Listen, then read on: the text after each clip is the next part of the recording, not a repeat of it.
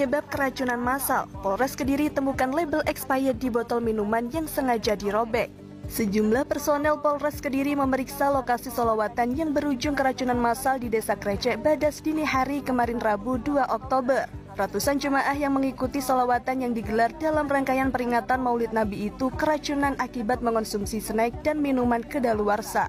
Diduga insiden itu terjadi karena adanya unsur kesengajaan pemberi bantuan makanan. Hal tersebut dilihat dari label kadaluarsa di botol minuman yang semuanya dihilangkan dengan dipotong dan dikerik. Sementara itu, Polres Kediri langsung melakukan olah tempat kejadian perkara di area keracunan massal. Personel polisi berpakaian preman dan berseragam langsung mengecek kondisi botol minuman yang kosong dan masih berisi, kemudian mengamankannya. Selain itu, mereka juga mendatangi gudang milik salah satu warga setempat. Kapolres Kediri AKBP Bimo Arianto menyebut pihaknya juga sudah mengecek gudang penyimpanan makanan dan minuman milik Ani Fatul Fauziah, pemberi sumbangan paket snack. Hasilnya polisi menemukan berbagai jenis makanan dan minuman yang sudah kadaluarsa.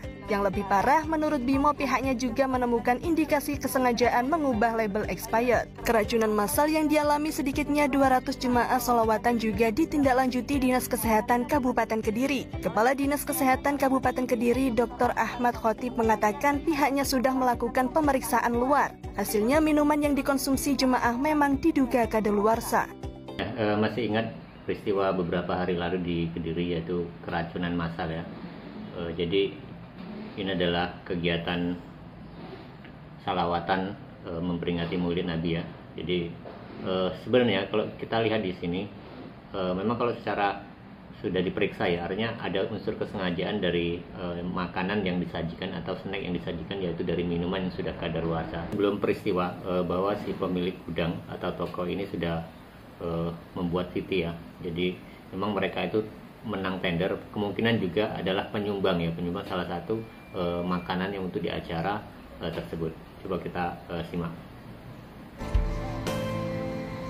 Nah, ini untuk stoknya.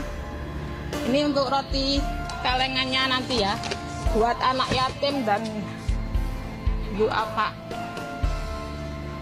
Nah, ini untuk stoknya anak yatim ya.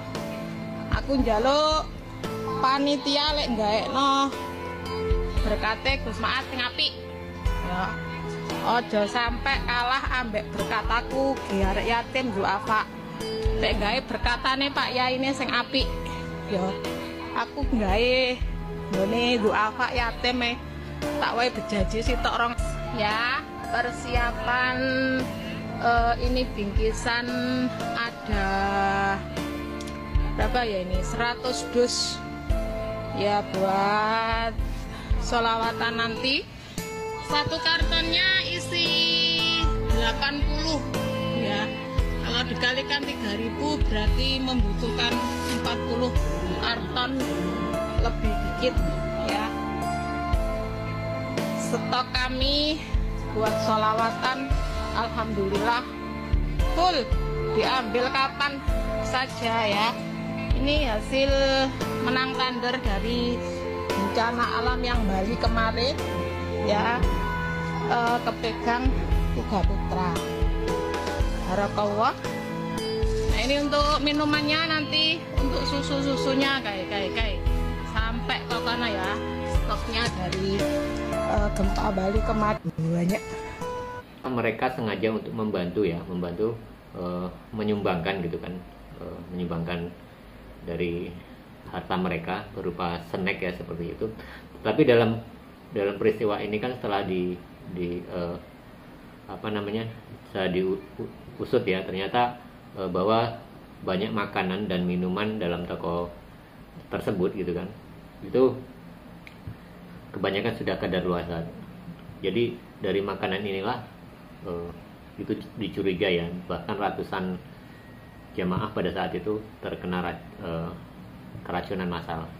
Nah, jadi ini mungkin ada niat baik, tetapi di sisi lain ada keteledoran ataupun bahkan kesengajaan sebagai pemilik toko yang menimbun barang-barang yang sudah expired ataupun kadaluarsa ya, sehingga mungkin di sisi lain mereka juga dijual belikan, sehingga itu membahayakan bagi masyarakat, apalagi ini dalam hajatan yang besar ya, sehingga walaupun belum dari datanya belum ada korban jiwa, tetapi ini sesuatu yang membuat semua shock ya, terutama ya karena ini pas acara besar memperingati Maulid Nabi dengan begitu ramainya pengunjung dan ratusan ya menjadi keracunan seperti itu. Jadi ini ambil kita hikmahnya teman-teman. Jadi ketika kita berdagang juga ya harus lebih teliti, ataupun malah sengaja menyediakan stok gudang sampai segitu banyaknya tidak diteliti, ataupun memang unsur sengajaan karena mungkin membelinya itu lebih murah atau bagaimana. Tetapi sisi lain kita hanya bisa membaca dan mengoreksi keadaan ini dari konten-konten yang ada ini ya teman, sehingga mengambil hikmahnya saja seperti itu. Jangan sampai kita pun akhirnya terjerumus dalam hal seperti ini ya, terutama memperjualbelikan barang yang sudah tidak selayaknya, karena kita merasa sendiri ketika kita mengkonsumsi barang yang sudah tidak layak itu akan berdampak seperti apa. Dan inilah salah satu dampak dari makanan-makanan yang sudah expired sehingga menyebabkan keracunan, apalagi ini di kalangan masyarakat yang banyak.